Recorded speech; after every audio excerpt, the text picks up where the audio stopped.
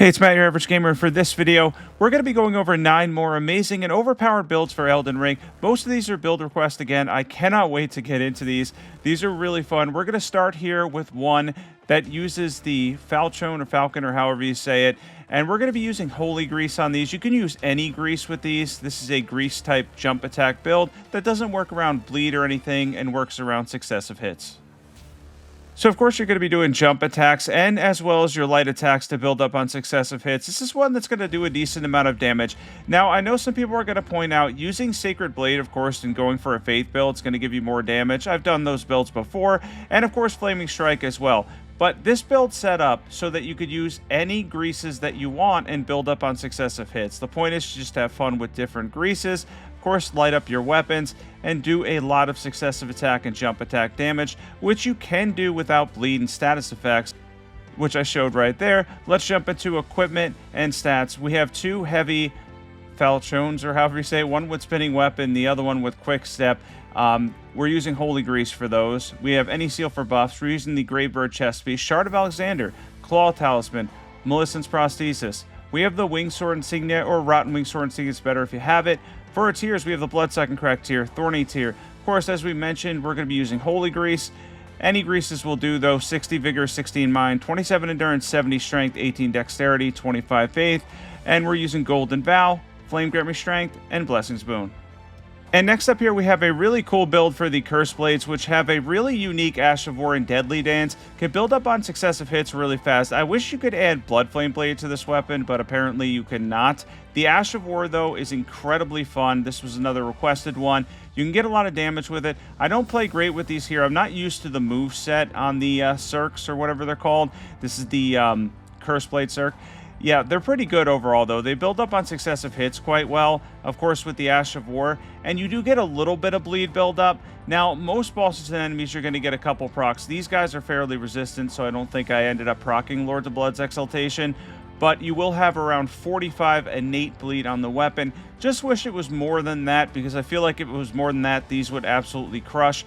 But I do not believe you can change the Ash of War on these either. Either way, a lot of fun. Still a pretty decent weapon from the DLC. And of course, look at that Ash of War. It's incredibly cool. Let's jump into equipment and stats for this one.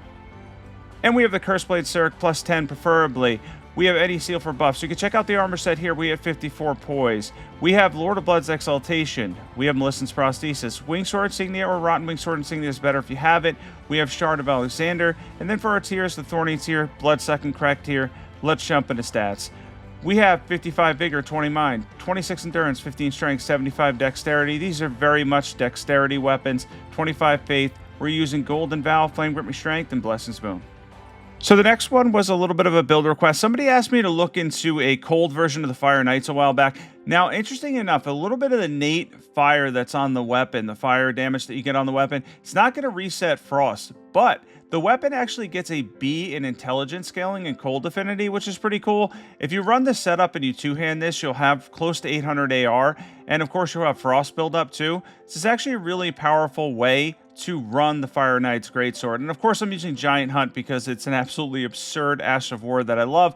It's one of my favorites. You'll catch that in a lot of my videos.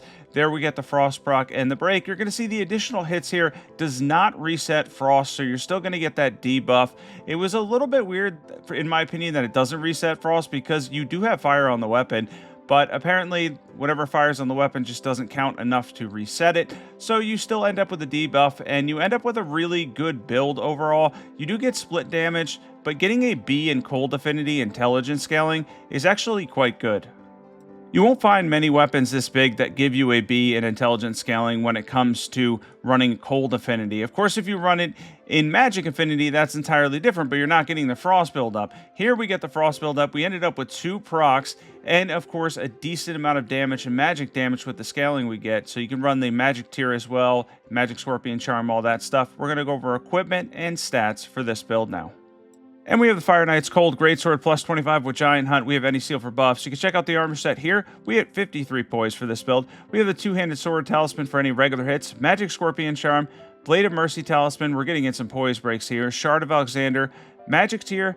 Bloodsuck and Crack tier. Let's jump into stats for this one. we have 55 vigor, 21 mind, 27 endurance, 22 strength, 20 dexterity, 50 intelligence, and 25 faith. For our buffs, we're going to be using Golden Vow, Flame Grant Me Strength, and Blessing's Boon for this build. And next up on here, we have another grease build. I was messing around with different greases, so I decided to do this one too. This is a Bloodhound's Fang grease build, which you can add any greases to this weapon and do a decent amount of damage. For this one, I'm using the magic grease that you get from the DLC. It's pretty fun overall. It's going to give you 120 additional magic damage. It also lights up your weapon, and it looks really cool too. I love the look for this. The greases on Bloodhound's Fang can be a lot of fun. I don't do a lot of grease builds, so I decided to throw this one in here. Someone asked me a while back for a grease type build for Bloodhound's Fang, and this is one that absolutely works really well. Like, you're going to be able to put in blood grease, magic grease, holy grease, whatever damage type you want, and run this specific setup and do a decent amount of damage. You'll still get the innate bleed on the weapon too, and I gave myself 10 arcane, so if at any point you want to switch to Blood Flame Blade and you're struggling, you can, and of course get the absurd bleed build up with that combination. But since that one's been covered a million times and by myself as well, we're going for greases here just for the cool look and the decent damage that you get. There's really nothing wrong with this build per se. It's just that Blood Flame Blade, of course, is going to be better, but running the greases can be a lot of fun on Bloodhound's Fang. You do have the opportunity to add greases to a somber weapon and get a decent amount of damage, especially with the Ash of War. Got to get some poise damage too, typically. This fight's a little bit different because this poise kind of resets in the middle, but overall you'll get some breaks here as well, and then you can kind of build off that and continue to do damage with this awesome Ash of War. Let's jump into equipment and stats for this cool grease Bloodhound's Fang build. And for equipment, we have the Bloodhound's Fang plus 10 preferably. We're using the magic grease. We'll go over that in a second. Any seal for buffs. You can check out the armor set here. We had 69 poise. Got a lot of poise here. Shard of Alexander, Blade of Mercy Talisman. You are going to get some breaks. We have the Claw Talisman for jumps. You get some bonus damage with Bloodhound's Fang. Lord of Blood's Exaltation. And then we have Moog Shackle to stun the boss there. Bloodsucking Crack Tier, Faith Tier, Royal Magic Grease, and Rot Grease is really fun on this too, though it takes a lot of hits to get the status effect build up there. 60 Vigor, 19 Mind, 32 Endurance, 34 Strength, or 50 when you two-hand this, 50 Dexterity, 25 Faith, 10 Arcane, Golden Vow, Flame Grant Me Strength, Blessing's Boon, Blood Flame Blade.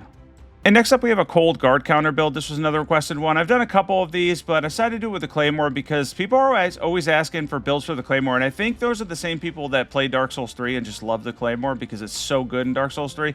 It really is amazing, by the way. If you ever play Dark Souls 3 and you pick up the Claymore, the entire game just gets so much easier at that point. Yeah, it's kind of a boring weapon to use because it's so good, but yeah, it's amazing in Dark Souls 3. Still pretty good in Elden Ring, but it's not as good, in my opinion, as some of the other ones, like the Iron Greatsword, of course, is better. And if you want to go for bigger weapons, the Fire Knight's Greatsword, Guts Greatsword, all that stuff. Still, this one works off of guard counters and building up Frost build-up.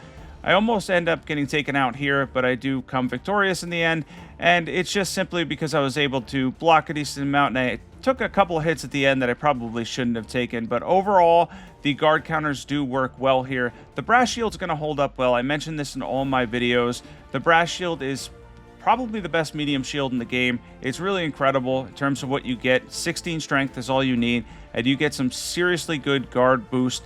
I think it's like, I don't know, 76 or something like that, so it's pretty solid, pretty sturdy.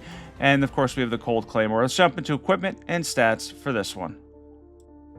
And for equipment, we have the Cold Claymore plus 25. With Giant Hunt, again, I wasn't really using it. We have the Brass Shield plus 25, preferably. We have any seal for buffs. You can check out the armor set here. It's pretty cool looking armor set for this one. Shard of Alexander, Blade of Mercy Talisman. And then we have the Great Shield Talisman to boost our guard a little bit. Of course, the Curved Sword Talisman because we're doing guard counters. Bloodsucking Crack Tier, Faith Tier. Let's jump into stats for this one. And we have 60 Vigor, 18 Mind, 32 Endurance, 60 Strength. It's going to be 90 if you two-hand the weapon, 20 Intelligence, 15 Faith, 15 Dexterity. The Faith tier will get you to 25. And then you could use Golden Vow, Flame Grant Me Strength, and Blessing's Boon as our buffs for this build. Next one up here is a build request from a couple of weeks ago. Somebody wanted me to look at the Horned Warrior Swords again from the DLC. Haven't covered them since around when DLC came out, so it's been probably about a year.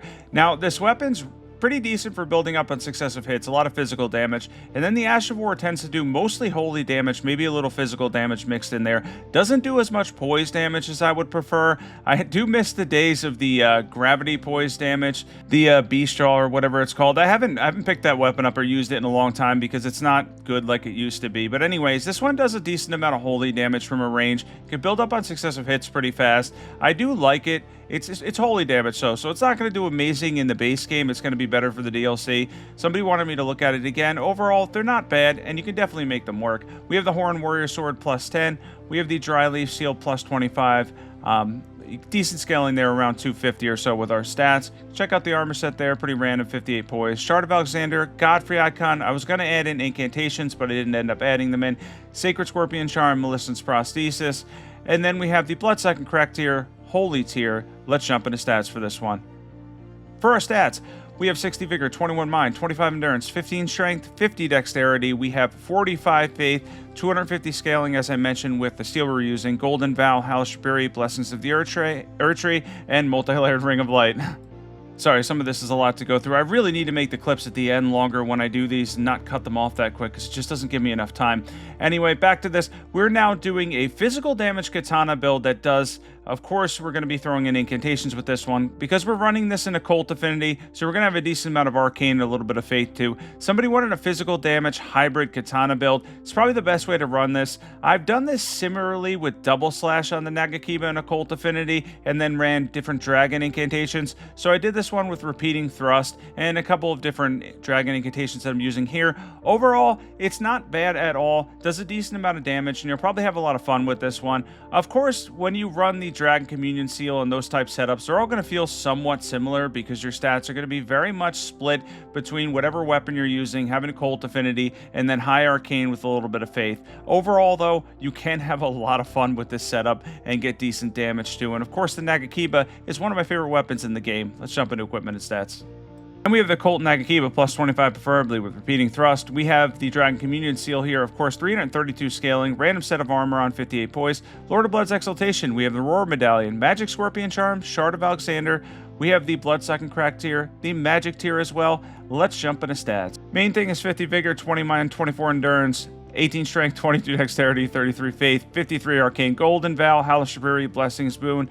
We have Bale's Flame Lightning and the Ghost Flame Breath Wand. Really fun one there. Next up, we have the Coated Sword Hybrid build. This is going to be a holy damage build. Somebody recommended this last week. To kind of add it to another build, I changed it up, gave myself a decent armor set, used the Coated Sword, a couple of different Paladin-like incantations using the Healing Tree, Multi-Layered Ring of Light, and of course using the cool Ash of War on the Coated Sword and going for a Faith build that gives you a lot of points in Faith, obviously, because our weapon is going to scale entirely with your Faith stat.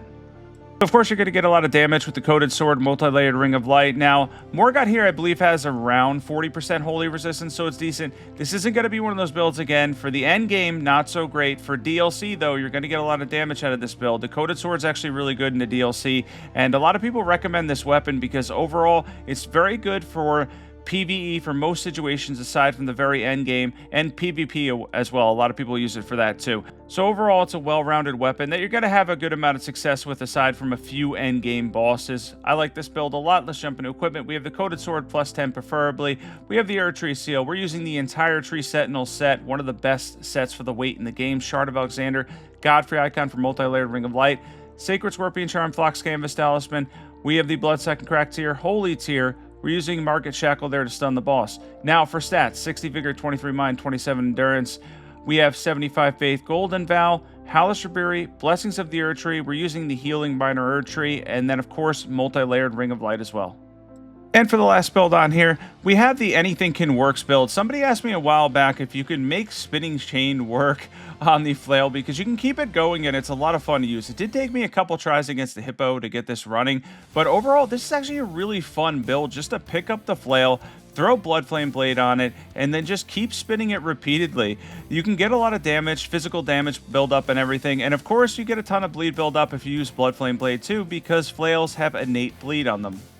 So I would state that this is a really cool one. I want to mention, by the way, if you have any build requests, be sure to comment them below. If there's any that didn't appear in this week's video, they'll probably appear in next week's video. If you want to see any more high-level builds too, definitely comment that also because I'm curious about those. Haven't done a video for those in a little bit, and I would have a lot of fun doing some more high-level builds. So if you want to see that too, I can run a couple more videos, maybe another video or two at level 480 and see what we can come up with. You can get a lot of damage at high levels. Of course, that would be New Game plus 7 too.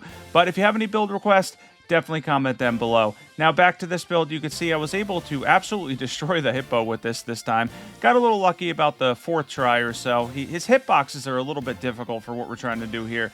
Overall, works pretty well. I like Flail with Spinning Weapon. It's a fun little ad. Somebody asked for this just to see what I could do with it. And yeah, I mean, really, it's just about building up the normal bleed, successive hits things, and keeping it going. And of course, we have a dexterity weapon too, which is pretty cool. We have the Knight Rider's Flail plus 25, preferably. We're using Blood Flame Blade, any seal for buffs. We have the White Mask on here, 66 poise, Lord of Blood's Exaltation, Millicent's Prosthesis, Winged Sword Insignia, or Rotten Winged Sword Insignia is better if you have it, Shard of Alexander, Authority tier, Blood Second Crack tier. For stats, we have 55 Vigor, 20 Mind, 25 Endurance, 15 Strength, 75 Dexterity, 25 Faith, 10 Arcane. We're using Golden Vow, Flame Grip Me Strength, Blessing Spoon, and Blood Flame Blade. And thanks for watching this one. Thanks for tuning in to my top 9 amazing and OP builds. It was a lot of fun doing this. If you have any build requests, don't forget to comment them below. I would love your opinions on what builds you want to see next. And of course, it makes the other videos fun, doing videos in the future, build requests. They've been a lot of fun. If you want to see high-level builds, don't forget to comment them too. Also, don't forget to sub and join the Discord as well if you're not a part of my community yet. It's going to get busier around the holidays. It always does. I'm looking forward to that. Looking forward to the Tarnished Edition, and I'm looking forward to Night Rain DLC. Catch you in the next one.